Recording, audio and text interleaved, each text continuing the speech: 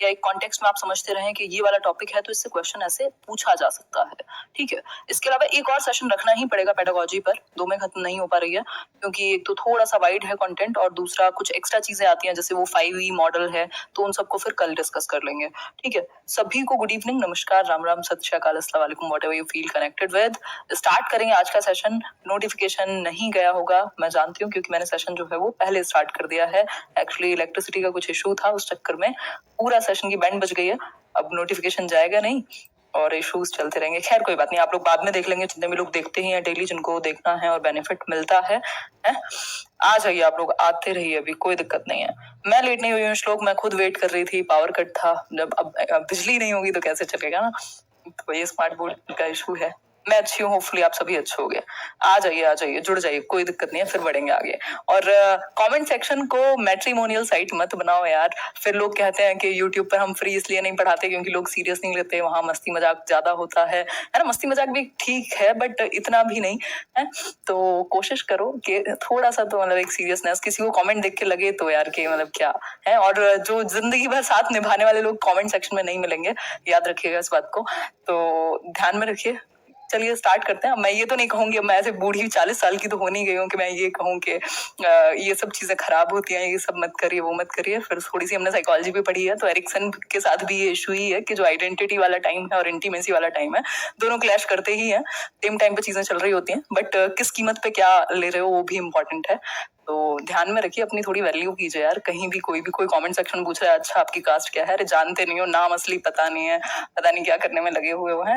उधर सामने से रिप्लाई आ रहा है कि मैं सिंगल नहीं हूँ। अरे क्या कर रहे हो यार, मतलब हद है? मजाक के पात्र बन रहे हो बस, और कुछ नहीं होगा इससे।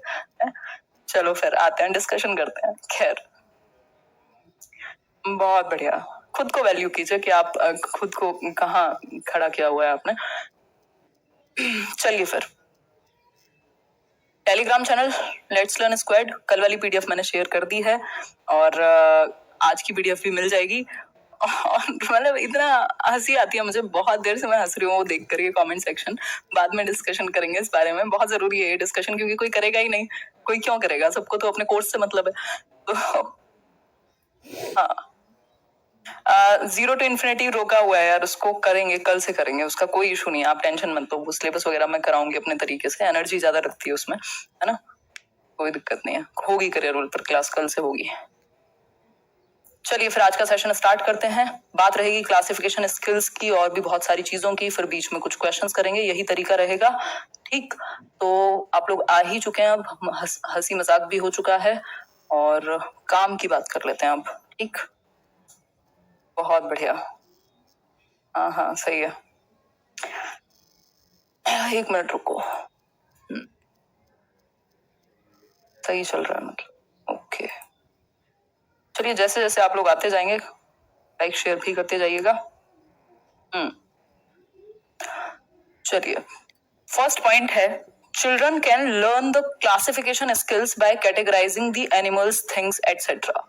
मतलब कि जो बच्चे हैं वो क्लासिफिकेशन, वर्गीकरण की जो कौशल है, वर्गीकरण का, क्लासिफिकेशन की जो स्किल है, उसको कैटेगराइजेशन से सीख सकते हैं, कैटेगरी में विभाजित करके। किसके कैटेगराइजेशन से? एनिमल्स, थिंग्स एटसेट्रा, मतलब जो भी उनके आसपास की चीजें हैं, एनिमल्स हो, पशु हो, या फिर वो थिंग्स हो, यानी कि क्या कहेंगे, थिंग्स को क्या कह सकते हैं, चीजें कह सकते हैं, वस्तुएं कह सकते हैं। फॉर एग्जाम्पल एनिमल्स में क्या हो सकता है, भाई ये गाय है, ये भैंस है, क्या हुआ, वर्गीकरण हो गया, ठीक। ये बकरी है, ये शाकाहारी है, ये मांसाहारी होते हैं, मांसाहारी होते हैं। तो उस केस में क्या है, आपने कैटेगरी में विभाजित करना सीख गए बच्चे ऑब्जर्व करके, तो क्लासिफिकेशन उनको आ जाएगा। क्लासिफिकेशन में क्या है, उनके गुणों के आधार पर या जो भी उनके अंदर अंतर है, आप कैटेगरीज में विभाजित करना सीख जाते हैं, ठीक। फॉर एग्जाम्पल अगर मैं थिंग्स की बात करूं तो ये कुछ बॉल्स हैं, तो रेड कलर की बॉल्स, येलो कलर की बॉल्स, येलो में भी 2 कलर हैं, ठीक, इसमें भी ब्लू है, मिक्स्ड कलर एक जगह पर रखे हुए हैं। ये क्या है, बच्चों ने क्लासिफिकेशन सीखा है कि कैसे कैसे कैटेगरी में विभाजित करना है अलग अलग विशेषताओं के आधार पर। दूसरा तरीका क्या हो सकता है, शेप या साइज के आधार पर। भाई यहां देखेंगे आप तो साइज के आधार पर मैच किया हुआ है, भाई ये वाला जो साइज है वो इसके जैसा है, तो ये एक कैटेगरी में आ गए। ये वाला साइज इसके जैसा है, ये एक कैटेगरी में आ गए, ये वाला साइज इसके जैसा है, ये एक कैटेगरी में आ गए। अगर इनको क्लासिफाई करना होता on the basis of colour तो ये कैटेगरी अलग हो जाती और ये कैटेगरी अलग हो जाती, लेकिन अभी हमने शेप या साइज के हिसाब से क्लासिफाई किया। तो ठीक है बात, आप बच्चों को ऑब्जर्व करने का मौका देंगे, उनके आसपास जितने भी एनिमल्स हैं, उनके आसपास जो भी आपके थिंग्स हैं या जो भी वो सराउंडिंग में अपनी देखते हैं, जितना ऑब्जर्व करेंगे क्लासिफिकेशन स्किल उतनी बेहतर बनेगी। क्लियर है बात? बहुत बढ़िया जी, सही है स्वप्निल। आगे बढ़ते हैं, नेक्स्ट पॉइंट समझ लेते हैं। नेक्स्ट पॉइंट है मोटिवेशन की बात हो रही है। किस चीज का मोटिवेशन? एक मिनट रुको, ये पीछे चल रहा है इसका मतलब सेशन।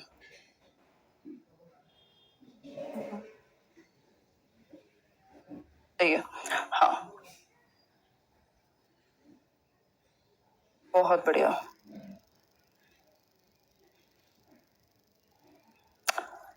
कोई नहीं, देखिए motivate children to collect information from their surroundings as they learn a lot from their surroundings। आप बच्चों को मोटिवेट करेंगे, अभिप्रेरित करेंगे कि वो क्या है, इंफॉर्मेशन को, जो भी सूचनाएं हैं, जो भी चीजें हैं आसपास, उनको कलेक्ट करना सीखें अपने एनवायरनमेंट से, अपनी सराउंडिंग से, क्योंकि वो अपनी सराउंडिंग से बहुत कुछ सीखते हैं। भाई जहां आप जिस पर्यावरण में, जिस एनवायरनमेंट में आप रहते हैं, वहां की जो सराउंडिंग है, अगर आपको उनके बारे में पता है तो क्या होगा, आप बहुत कुछ सीख सकते हैं, आप अवेयरनेस सीखेंगे, आपकी बहुत सारी स्किल्स डेवलप होंगी, जो प्रोसेस स्किल्स होती हैं ईवीएस में, चाहे वो आपका ऑब्जर्व करना हो, चाहे वो बाकी आपकी थिंकिंग स्किल्स हो, ये सारी। ठीक है बात। तो अगर आपको ऑब्जर्व करने की थोड़ी सी आदत होगी सराउंडिंग में, और कलेक्ट इन्फॉर्मेशन आपके दिमाग में, ब्रेन में थोड़ी सी होगी, तो बच्चे बेहतर प्रोसेस कर पाएंगे। ठीक है, फॉर एग्जाम्पल अगर आपकी सराउंडिंग में आप थोड़ा सा आंख खोल के चलते हैं, फोन में ना लग के, तो क्या होगा, आपकी सराउंडिंग में जब भी थोड़े बहुत चेंज होते हैं तो आपको पता लग जाता है, कुछ ना कुछ आपको अंतर पता लग जाता है। ठीक है, ऐसे आज मैं सुबह छत पे गई थी तो किसी का वो बाहर वाला एसी का जो वेंट होता है तो वो चेंज हुआ था, बहुत पुराना सा एक वेंट था पहले, तो वो चेंज हुआ, बस हल्का सा इसमें डिफरेंस था, तो वो एकदम से नोटिस हुआ कि अच्छा ये चेंज हुआ है, ऐसा नहीं था कि वो अलग से दिख रहा था। तो होगा क्या, सराउंडिंग को अगर आप ऑब्जर्व कर रहे हैं तो चेंजेस आपको नजर आएंगे। तो बच्चों के लिए भी सेम ही है चीज। Give children opportunities to observe the nature, not just sit in the class. सिर्फ ऐसा नहीं हो कि वो क्लास में बैठे रहें, अगर आप वो बाहर गार्डन में गए हैं, या अगर स्पोर्ट्स कॉम्प्लेक्स है, जो भी वहां आसपास चीजें हैं, फील्ड में गए हैं खेलने के लिए, तो वो ऑब्जर्व करें अपने आसपास की सराउंडिंग को। अगर आप उनको लाइब्रेरी लेके गए तो भी आप वो ऑब्जर्व करें, अगर आप कंप्यूटर लैब भी लेके गए तो वो ऑब्जर्व करें, अपनी सराउंडिंग को देखें। ऐसा नहीं है सिर्फ किताबों में ही लगे रहें, यानी कि एक्टिव पार्टिसिपेशन हो। और ऐसा होगा, अगर वो इतना ऑब्जर्व करेंगे तो वो क्वेश्चंस पूछेंगे, और जब वो क्वेश्चंस पूछेंगे तो आप उनको अपॉर्चुनिटीज प्रोवाइड करेंगे क्वेश्चंस पूछने की, उनकी जो क्यूरियोसिटी है उसको डेवलप कराने की, उनकी जो जिज्ञासा है उसको आप मौका देंगे बाहर आने का, है ना। ऐसा नहीं है कि क्वेश्चन पूछते ही आप उनको मना कर देंगे, भाई अब नहीं पढ़ा रहे हम, इतना ही था। ठीक है बात, यहां तक की बात क्लियर हो गई? बिल्कुल। आगे बढ़ेंगे नेक्स्ट पॉइंट पर। नेक्स्ट पॉइंट क्या है देख लीजिए एक बार। नेक्स्ट पॉइंट है encourage them to work in groups, it will help them to learn diversity. आप बच्चों को ग्रुप्स में काम करने के लिए एनकरेज करते हैं, उनको आप प्रोत्साहित करते हैं कि भाई ग्रुप में काम करो। 2, 3, 4 का ग्रुप बना हुआ है, उससे क्या होगा, बच्चे कोऑपरेशन सीखेंगे, सहयोग सीखेंगे, और डाइवर्सिटी का उन्हें पता लगेगा, यानी विभिन्नता में ही एकता है। अलग अलग तरह के, एक बच्चा होगा जो थोड़ा सा इरिटेटिंग लग सकता है, आपस में ही होता है ना, यार मैम मुझे ये बच्चा अच्छा नहीं लगता, तो वो मैम से कहेंगे अच्छा क्या हुआ कि ये ऐसे बोलता है, कोई बात नहीं, बच्चे सब अलग अलग तरीके से बोलते हैं, उस चीज में आप टॉलरेंट बनेंगे, आपको पता लगेगा डाइवर्सिटी है, हम सभी एक जैसे नहीं होते, और साथ में फिर भी किसी एक पर्पस के लिए जुड़े हुए हैं, तो क्या कर सकते हैं, कोऑपरेट कर सकते हैं। जैसे इंडियन टीम ही है, अगर मैं क्रिकेट टीम की बात करूं, जरूरी थोड़ा ना सबके बहुत अच्छे संबंध होंगे आपस में, हो सकता है कई लोगों के विचार ना मिलते हो, लेकिन जब वो फील्ड पर हैं तो क्या कर रहे हैं, ग्रुप में कोऑपरेशन के साथ काम कर रहे हैं, एक टीम वर्क की भावना उनके अंदर है। तो इन द सेम वे ये हमें डेवलप करनी है बचपन से ही। A teacher can inspire them to read stories. Story telling अगर आप कर रहे हैं, बच्चों को स्टोरी सुना रहे हैं 3 तरह की, किसी बात से आप जोड़ रहे हैं, किसी की लाइफ के बारे में बता रहे हैं, तो आप उनको इंस्पायर कर सकते हैं स्टोरीज पढ़ने के लिए। ठीक है, स्टोरीज पढ़ने के लिए आप उनको इंस्पायर कर सकते हैं। इसको शेयर कर दीजिएगा क्योंकि नोटिफिकेशन गया नहीं है और कई लोगों का मिस हो जाएगा सेशन। फिर है enhance their creativity by promoting activities such as arts and crafts. बहुत इंपॉर्टेंट है, क्वेश्चन आया हुआ है इस पर। मतलब बच्चे की सृजनात्मकता को, क्रिएटिविटी को, ब्रेनस्टॉर्मिंग कराते हैं आप, बच्चे को सोचने का मौका देते हैं, प्रमोट करेंगे ऐसी एक्टिविटीज को जिससे बच्चा क्रिएटिव बने, कुछ नया करने का उसका मन हो या वो ट्राई करे। यानी आर्ट्स और क्राफ्ट्स की जो एक्टिविटी है उसमें वो इन्वॉल्व हो। आर्ट एंड क्राफ्ट क्या है, आर्ट बेसिकली आपके एस्थेटिक सेंस को फुलफिल करती है कि आपको देख करके अच्छा लगा किसी पेंटिंग को, आपने पेंट किया, ड्रॉ किया, और क्राफ्ट में क्या है, आप जो भी चीजें आसपास अवेलेबल होती हैं उनसे कुछ जुगाड़ करके कुछ बना देते हैं, वो ह्यूमन लाइफ में भी आपको एक तरीके से डेली लाइफ में हेल्प कर सकती हैं चीजें। ठीक है, तो आर्ट एंड क्राफ्ट में भी आप मौका देते हैं। वो ओरिगेमी वगैरह होता था ना, उससे बना देते, कोई टोकरी बना दी किसी ने पेपर से, कुछ और बना दिया, इस तरीके की चीजें। फिर है works can be given, for example draw something and observe yourself. खुद बनाओ किसी चीज को और ऑब्जर्व करो आपने कैसे, कहाँ, कैसा उसको बनाया, पिक्चर में जो दिया हुआ था, आपने जो ड्रॉ किया, कितना अंतर है, क्या डिफरेंस है। ठीक है बात। फिर आगे बढ़ेंगे, लेट देम बी द जज समटाइम्स और give them opportunities to classify plants, animals etcetera. मतलब आप बच्चों को जज करने का मौका देंगे, उनको खुद से स्वयं से इवेल्युएट करने का मौका देंगे। उनको आप कहेंगे अच्छा बताओ कैसा लगा तुम्हें। किसी और बच्चे का आप इवेल्युएट करने के लिए कह सकते हैं, पीयर असेसमेंट कहते हैं उसे। ठीक, तो आप अपॉर्चुनिटी देंगे प्लांट्स को, एनिमल्स को क्लासिफाई करने की। जैसे पत्तियां होती हैं, लीव्स, तो उनकी भी कैटेगरी हो सकती है, क्लासिफाई कर सकते हैं बच्चे कि ये शेप के आधार पे ये ऐसी पत्ती है, ये नीम की है, ये किसी और बबूल की है। इस तरीके से वो पत्तियों को भी, लीव्स को भी, प्लांट्स को भी क्लासिफाई कर सकें, कैटेगरी में डालना उनको आ जाए। क्लियर है बात। फिर है next, let them recite the stories और other things, do not force them to memorise. आप बच्चों को क्या करने दें, वाचन करने दें ना, वो कविताएं और कहानियां जो वो गाते हैं, सुनते हैं, बोलते हैं, वो आप उनको करने देंगे, फोर्स नहीं करेंगे कि याद कर लो। आप उनको एंजॉय करने देंगे प्रोसेस को। मेमोराइजेशन कभी भी फोकस नहीं रहता, रोट मेमोराइजेशन तो कभी भी नहीं रहता। ठीक, तो जहां बात होती है मेमोराइज कर लो, फॉर्मूला याद कर लो, बार बार रिपीट करा के याद करने की बात हो रही है, तो हम उसको वैल्यू नहीं करते। ये चीज हम पेडागोजी में इंपॉर्टेंस इसको नहीं देते, हम एक्टिविटीज को इंपॉर्टेंस देते हैं, हैंड्स ऑन एक्सपीरियंस को इंपॉर्टेंस देते हैं। एक क्वेश्चन है आपके सामने, थोड़ा सा ध्यान से पढ़िएगा, इतना हमने समझ लिया है कि इसको हम डील कर सकें। अपॉर्चुनिटी बहुत इंपॉर्टेंट है आपके पूरे ईवीएस में। देखिए एक बार इसको, क्वेश्चन को देखिए। क्वेश्चन है आपके सामने, a class 5 teacher takes an aluminium foil and puts it in water and shows that it floats. ऐसी कोई भी एक्टिविटी आपके पेपर में आ सकती है। मतलब कक्षा 5 की एक शिक्षिका है जो एल्यूमिनियम फॉइल नहीं होता जिसमें आजकल खाना लेकर के जाते हैं लोग, वो एल्यूमिनियम फॉइल जो होता है, ठीक, and puts it in water and shows that it floats. Aluminium foil को लिया और पानी में डाला और देखा कि ये तैरता है, फ्लोट करता है, डूबता नहीं है। She then crumples and squeezes the foil tightly and puts it in water again and shows to the students that it sinks.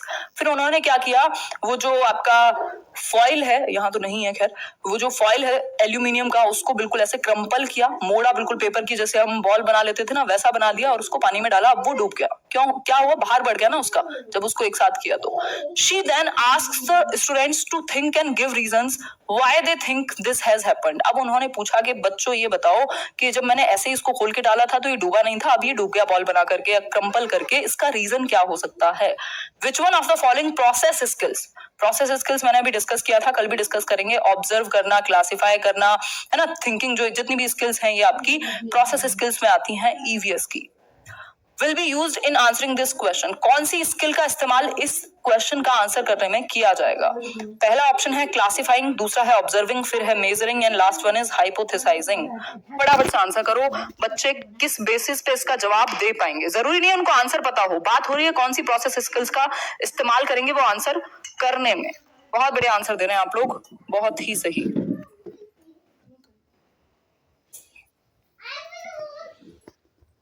मेरा सही है, समीर कह रहे हैं, बहुत बढ़िया जी समीर, समझ आ गया, बहुत बढ़िया।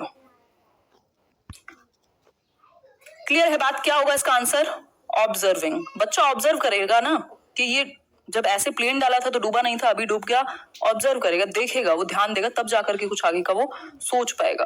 क्लियर हो गई यहाँ तक की बात, बी ऑप्शन एकदम सही हो गया। क्लियर है बात, 1 मिनट का समय दो, मैं एक बार शेयर कर देती हूँ, ये आगे बढ़ जाएं, यहां तक की बात क्लियर होगी सभी को। बहुत बढ़िया।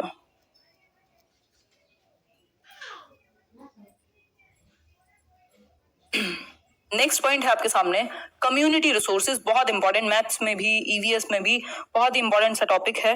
देखते हैं इसको क्या कहता है।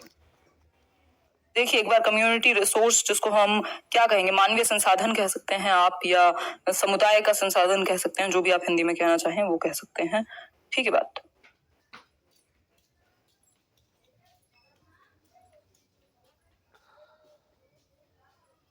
बहुत बढ़िया।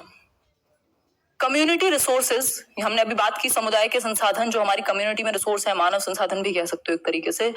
A doctor, a farmer and their grandparents can discuss about plants to help them know more real life examples. हमने बात की थी एनसीएफ क्या कहता है, रियल लाइफ से कनेक्ट कीजिए जो आपकी बुक की नॉलेज है उसको, या क्लासरूम में जो चीजें चल रही हैं उनको आप आउटसाइड वर्ल्ड से रिलेट कर दीजिए. तो इस केस में हम क्या कर सकते हैं, कम्युनिटी रिसोर्सेज का इस्तेमाल कर सकते हैं, उन संसाधनों का इस्तेमाल कर सकते हैं जो हमारी कम्युनिटी में पहले से अवेलेबल है. फॉर एग्जाम्पल, अगर आप कोई बीमारी के बारे में बात कर रहे हैं, जैसे हमने वो पढ़ा था ना टॉपिक जिसमें हम बात कर रहे थे उसकी मलेरिया की, तो बात हुई थी कि किसी डॉक्टर को भी बुला के इस इन्फॉर्मेशन पे बात करने के लिए कहा जा सकता है. वो डॉक्टर कम्युनिटी का कोई हो सकता है, किसी बच्चे के पेरेंट्स हो सकते हैं, मतलब कम्युनिटी का रिसोर्स है तो एक डॉक्टर हो सकता है. अगर आप फार्मिंग के बारे में बात कर रहे हैं तो किसी किसान को बुला सकते हैं. इसके अलावा बच्चों के ग्रैंड पेरेंट्स जो हैं, उनके जो दादा दादी हैं, उनसे भी आप बच्चों को कह सकते हैं अच्छा ये पूछ के आना उनके जमाने में जो सिक्के थे वो कैसे चलते थे, क्या होता था.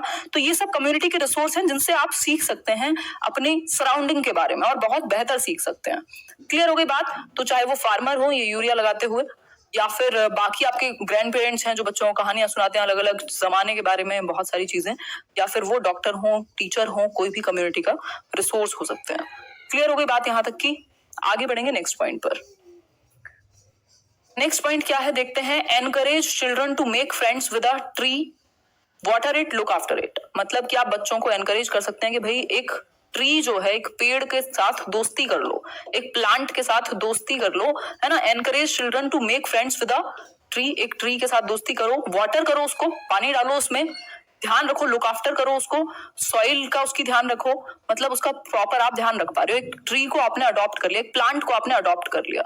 It will develop their concern for the environment. जब आपने किसी को अडॉप्ट किया है, जब आप किसी से जुड़े हैं इमोशनली, क्या होगा, आप उसको पानी दे रहे हैं, आप उसका ध्यान रख रहे हैं, मुरझाया तो नहीं है, आज गर्मी है तो मेरे पौधे को क्या हो गया. आपने देखा होगा जो लोग थोड़ा ही प्लांट को अगर केटर करते हैं तो वो बड़ा उनको प्यार हो जाता है एकदम जो प्लांट्स हैं उनसे. तो जब बच्चे ने खुद किसी ट्री को ग्रो किया है तो उसको अपने आप ही सेंस ऑफ कंसर्न आएगा एनवायरमेंट के प्रति. वो कल पेड़ काटने के लिए तैयार ही नहीं होगा या कुछ भी ऐसा करने के लिए जिससे एनवायरमेंट हार्म हो, है ना. आप ह्यूमंस को एक ही तरीके से कंट्रोल कर सकते हैं, वो है इमोशंस, है ना. तो ये एक बेसिक सी बात है कि आप बच्चे को केटर करने के लिए कह सकते हैं एक ट्री को, उसको पानी दे, उसका ध्यान रखे. क्लियर. आगे बढ़ेंगे नेक्स्ट क्वेश्चन पर. क्वेश्चन है आपके सामने, इससे रिलेटेड क्वेश्चन आया हुआ है, देखिए एक बार ध्यान से पढ़िए इसको. Mahesh a class 4th teacher. Mahesh है एक 4th क्लास के टीचर हैं. देखिए एक बार मैं यहाँ चेक कर लेती हूँ एक बार आज. बहुत बढ़िया, आप सभी हैं इसलिए बेस्ट है. हाँ, नेक्स्ट पॉइंट है. Mahesh a class 4th teacher plans to sensitize the students to the concept of conservation of trees.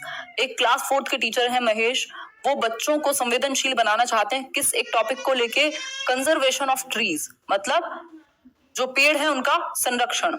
Which one of the following activities is most suited for this purpose? आप चाहते हैं कि बच्चे जो हैं वो पेड़ों को कंजर्व करने की बात करें, उनका संरक्षण की बात करें, तो इसके लिए इस पर्पस को सॉल्व करने के लिए कौन सी एक्टिविटी बेस्ट रहेगी. पहला ऑप्शन है motivating each student to adopt and nurture one tree. आप बच्चों को मोटिवेट करें कि भैया एक ट्री को अडॉप्ट कर लो और उसको नर्चर करो.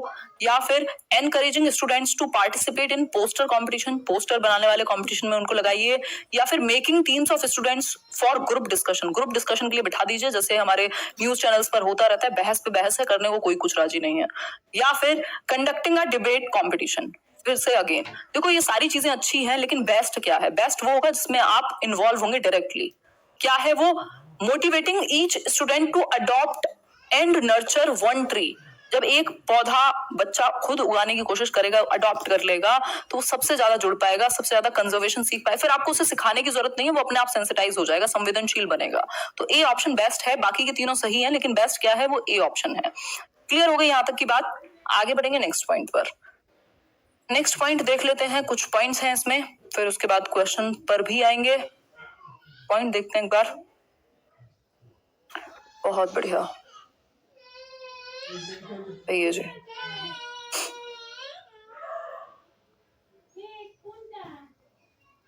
बहुत तेजी से आप लोगों के कमेंट्स जाते हैं. देख लेते हैं पॉइंट्स हैं. ओके ओके ओके, देख लेंगे मैडम, देख लेंगे. चलिए देखते हैं. Teacher should promote students regional songs rhymes related to water. मतलब कि जो टीचर है उसको प्रमोट करना चाहिए बच्चों को रीजनल सॉन्ग्स के लिए, राइम्स के लिए। कैसी राइमिंग, कैसा राइमिंग होता है ना, ट्विंकल ट्विंकल लिटिल स्टार, है ना, wall, Humpty Dumpty set on a wall, तो ये सब क्या है, एक राइम बनती है जितनी भी पोएम्स वगैरह है। रीजनल सॉन्ग्स क्या हैं, जो उनके क्षेत्रीय गीत होते हैं, हमारे लोक गीत होते हैं ना, तो उनके लिए आप बच्चों को प्रमोट करेंगे वाटर के ऊपर। क्यों? क्योंकि ये जो आपका म्यूजिक है, ये जितने भी तरीके हैं, इनसे बच्चे पानी का संरक्षण सीख रहे हैं, और जल ही जीवन है, हम जानते ही हैं। आगे बढ़ेंगे, make them sensitize towards issues like discrimination. बहुत इंपॉर्टेंट है, एक चैप्टर भी है, शायद हमने मिस किया हो, कास्ट डिस्क्रिमिनेशन को लेकर के या क्लास के डिस्क्रिमिनेशन को लेकर के जो भेदभाव है वो नहीं होना चाहिए। हम इस चीज के प्रति बच्चों को संवेदनशील बनाएं कि हम किसी के साथ भी गलत ना करें, किसी भी अंतर के बेसिस पे उसको अपॉर्चुनिटी देने से मना ना करें। जैसे एक चैप्टर था, उसको शायद इस बार मैंने मिस कर दिया है, क्वेश्चंस के टाइम पे ले लेंगे, कि गांधी जी के आश्रम में या भीमराव अंबेडकर ने इस चीज पे बहुत ज्यादा काम किया, who will do this work, कि कुछ लोग थे जो सिर्फ सफाई का काम करते थे, उन्हें बिल्कुल अलग रखा जाता था, अछूत माना जाता था, इस तरीके की चीजें। आर्टिकल 15 में भी बात हुई है इस बारे में। तो ये सब क्या है, आप बच्चों को संवेदनशील बनाएं इन चीजों को लेकर के। अगर आप बचपन से उनको संवेदनशील बना रहे हैं तो वो खुद कल जाकर के ये काम नहीं करेंगे। नेक्स्ट है, give them opportunities to observe and ask questions. Exactly, आप बच्चों को क्वेश्चन पूछने का मौका देंगे, अच्छा ये है तो क्यों होता है। आप उसको ऐसे ही नहीं कि कुछ भी आपने रीजन दे दिया, आप कोशिश करेंगे उसके साथ थोड़ा सा, आजकल तो इंटरनेट है, आप मदद ले सकते हैं उसके क्वेश्चंस के आंसर तक पहुंचने की, ठीक, स्पेशली पेरेंट्स के रूप में। ऑब्जर्व करने का मौका देंगे, to clarify few things, discussions can be held. अब बच्चे ने खुद अपना, आपने कहा कि ठीक है, आपने कहा कि भाई ये चांद दिन में क्यों नहीं दिखता, बच्चे ने कहा, तो आपने कहा अच्छा सोच के आना, थोड़ा सा एक्सप्लोर करना, ऑब्जर्व करना, ठीक, कि दिखता है नहीं दिखता है क्या है। वो अपना कुछ कॉन्सेप्ट लेकर के आया, जिनको अल्टरनेटिव कॉन्सेप्शंस कहा जाता है, नाइव कॉन्सेप्ट्स भी कह देते हैं, जिसमें कई बार उनकी गलतियां भी होती हैं। बट आप क्या करेंगे, ऐसे टॉपिक्स पर डिस्कशन करेंगे और उनको क्लैरिफाई करेंगे। अगर वो कहीं गलत हैं तो आप कुछ चीजों को क्लैरिफाई कर सकते हैं, डिस्कशन करके उनकी बात को संभाल सकते हैं। Encourage them to use locally available resources और मटेरियल्स। ये है सेल्फ रिलायंट आत्मनिर्भर भारत, मजाक कर रही हूँ। लोकली अवेलेबल रिसोर्सेज और मटेरियल्स मतलब जो चीजें लोकली अवेलेबल है, जो क्षेत्र की या जो भी आसपास चीजें बनती हैं, उनका यूज करने के लिए आप उनको प्रमोट करेंगे, उनको आप कहेंगे, ठीक। आगे बढ़ेंगे, ये एक बहुत इंपॉर्टेंट पॉइंट है, फिर इससे रिलेटेड एक क्वेश्चन करेंगे। Encourage them towards things such as origami, finger painting, arts and crafts etcetera. अब जिन्होंने भी रेगुलर कुछ भी किया होगा, बीएड हो चाहे वो डाइट हो, डीएलएड हो, जो भी हो, तो ये बहुत लंका लगाते थे कॉलेज वाले जो है, कि ओरिगामी का प्रयोग करो, फिंगर पेंटिंग का प्रयोग करो, और क्या आर्ट्स एंड क्राफ्ट्स कुछ कुछ बनाओ, है ना। पूरा एकदम वो होता था, एक पीरियड होता था अलग से आर्ट एजुकेशन का, ठीक। तो उसमें मेरे जैसे बच्चे जुगाड़ लगाते थे, अपने दोस्तों की मदद लेते थे जिनकी ऐसे ड्राइंग पेंटिंग अच्छी नहीं थी, ठीक। तो encourage them towards things such as origami, जो पेपर से नहीं बनाते, अलग अलग वर्क जो बनाए जाते हैं, है ना। फिंगर पेंटिंग आप देख ही रहे हैं, ये फिंगर में इन्होंने पहना हुआ है। इसके अलावा आर्ट्स एंड क्राफ्ट्स, बच्चे ड्राइंग करें, पेंटिंग करें, कुछ बनाएं, वो अलग अलग चीजों से, कोई टोकरी बना रहा है किसी पेपर से, कोई किसी ने कुछ और बनाया हुआ है, बड़ी 70 तरह की चीजें होती थी, अभी मेरे को एग्जैक्टली याद नहीं आ रही है, ठीक है। तो आर्ट एंड क्राफ्ट का यूज करें बच्चे, उनको एनकरेज करें ऐसी चीजें बनाने के लिए, और बच्चों को मजा आएगा, ठीक है। फिर इसके बाद children must know the characteristics of birds. बच्चों को विशेषताएं, फीचर्स पता हो बर्ड्स के, even if they do not know their names. मान लीजिए कोई बर्ड देखा, बच्चे ने ईगल को देखा और उसको नाम नहीं पता, लेकिन उसको पता है कि ऐसा दिखता है बड़ा सा, ये ऐसी आवाज निकालता है, इस तरीके से उसने मैना को देखा, तोता को देखा, किसी और चीज को देखा, मतलब उसको पक्षी देख करके उनके फीचर्स पता है, उनकी विशेषताएं पता है, कि आवाज कैसे निकालते हैं, कैसे हैं, इनमें क्या डिफरेंस होता है ना। कोयल की आवाज पता है उसको, बेशक नाम ना पता हो, इसका मतलब फीचर्स से वो अवगत है, विशेषताएं पता है उसको। ऑब्जर्व करने का आपने मौका दिया है।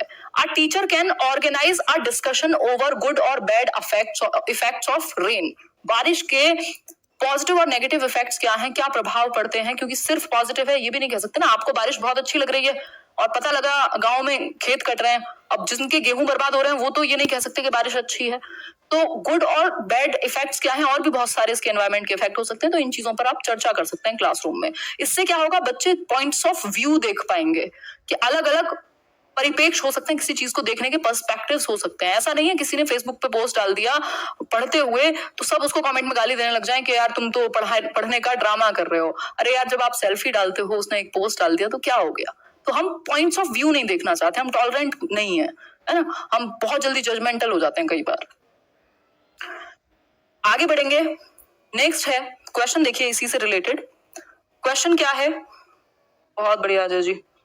क्वेश्चन देखते हैं। क्वेश्चन है, in EVS children particularly enjoy learning crafts and arts in groups because. अब दो बातें हो गई। एक तो ग्रुप में बच्चे एंजॉय करते हैं किस चीज को? आर्ट एंड क्राफ्ट को, मतलब जो शिल्प है और कला है, ड्राइंग पेंटिंग कुछ बनाना हुआ, इन सब चीजों को बच्चे ग्रुप में एंजॉय करते हैं। तो इसका रीजन क्या है? पहला ऑप्शन है, it promotes peer learning. Peer learning मतलब अपने जो सहकर्मी हैं, सहपाठी हैं, उनके साथ सीखने में उनको अच्छा लगेगा। या फिर इट इम्प्रूव सोशल लर्निंग, जो सामाजिक अधिगम है, क्योंकि बच्चे जो हैं अगर अलग अलग फैमिली से आए हुए हैं तो सोशल सोसाइटी का एक छोटा मिनिएचर वर्जन हो गया ना स्कूल, वहां आपको अलग अलग तरह के लोग मिल जाएंगे, तो वो सोशली ग्रुप्स में काम करना सीखेंगे। Children become happy and respond with enthusiasm when their creative works are appreciated. जब बच्चा कुछ पेंटिंग ड्राइंग करके लाया और उसको एप्रिशिएट किया आपने, वाह बहुत अच्छा किया है ना, इसको ऐसे कर सकते हो थोड़ा सा, तो वो एप्रिशिएटेड एंथुजियास्टिक फील करेगा, उसको मजा आएगा, अगली बार वो और 4 चीजें बना के लाएगा। It promotes discipline in the class. देखो डिसिप्लिन बहुत ज्यादा प्रमोट नहीं होगा इससे, इससे इवन ये भी हो सकता है कि हल्का फुल्का नॉइज भी क्रिएट हो जाए, क्योंकि बच्चे ग्रुप्स में है, डिस्कशन में है, कोई एक्टिविटी कर रहे हैं, तो थोड़ा बहुत तो नॉर्मल है कि थोड़ा बहुत नॉइज भी आ सकता है। तो आंसर क्या हुआ? Simple, A B C, B option इसका सही आंसर हो गया। यहां तक मुझे नहीं लगता आपको डाउट होगा। देखो पेडागोजी सिर्फ समझने की चीज है, रटने वाला कुछ नहीं है इसमें।